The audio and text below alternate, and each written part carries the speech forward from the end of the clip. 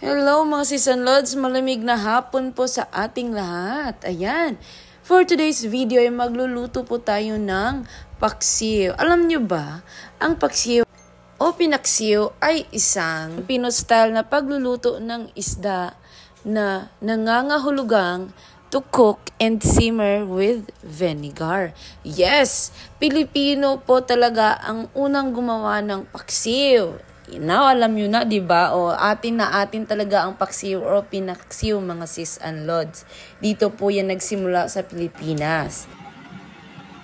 At paborito po ng mga maraming Pilipino. O diba mga sis and lods, luto ng ating ulo ng salmon. Yan. Yes, ready to serve na. O diba, nanood ka lang, may natutunan ka ng trivia. Ulitin ko po ha. Paksiw ay isang Filipino style na pagluluto ng isda na ang ibig sabihin ay to cook and simmer it with vinegar. Ayan! So yun lamang mga season loads. Maraming salamat sa panonood. Ingat po tayong lahat kasi grabe yung ulan mga season loads.